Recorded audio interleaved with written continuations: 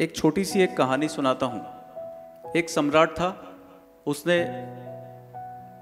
एक वर्ष आमोद प्रमोद में बिताया और उस राज्य की ऐसी व्यवस्था थी कि एक वर्ष बाद उस सम्राट को एक नदी के मुहाने पर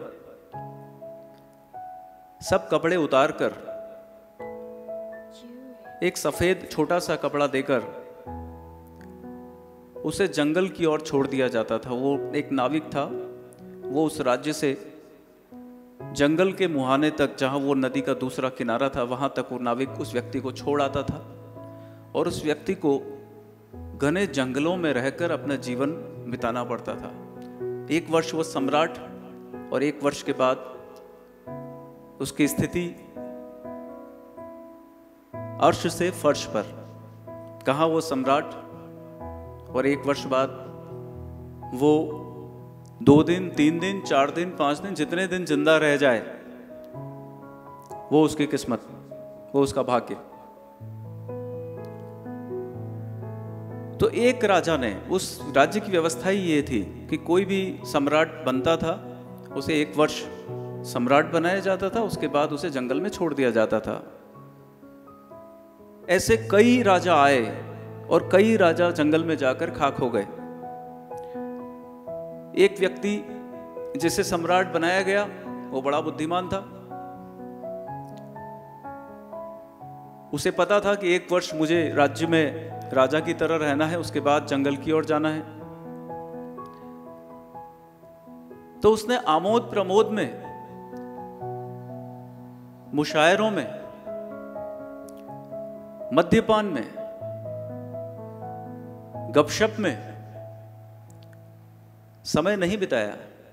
उसने अपने राज्य का संचालन किया और जो भी समय मिलता था वो उस जंगल को बेहतरीन करने में लगा रहा जिसमें उसे एक वर्ष के बाद जाना था।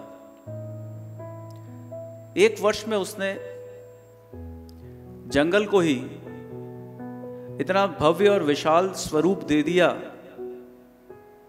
वहां एक महल बना दिया, वहां सभी भौतिक सुख सुविधाएं जो यहां विद्यमान थी वो सभी वहां भी व्यवस्थित कर दी गई। अब एक वर्ष बाद जब राजा जा रहा था तो उसके चेहरे पर प्रसन्नता के भाव थे। जो लोग छोड़ने आते थे राजा को, पूर्व में उन्होंने उस राजा को बताया कि आज तक ऐसा संतुष्ट और ऐसा हंसमुख राजा हमने नहीं देखा जो एक वर्ष के बाद जंगल में जा रहा हो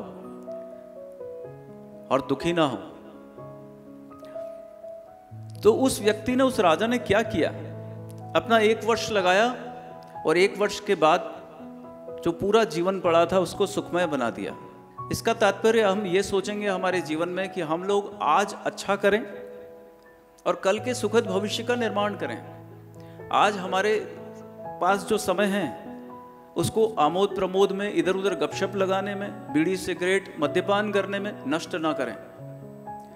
जितना हम प्रोडक्टिव टाइम बिताएंगे एक अच्छी स्किल लेने में, नॉलेज लेने में, शिक्षित बनने में, प्रतिदिन नया कुछ सीखने में, उतना ही हमारे कल का अच्छा निर्माण हो जाएगा। आज अगर हम तकलीफ पाएंगे, कष्ट पाएंगे, तो कल हम सुख पाएंगे, कल हम आनंद पाएंगे।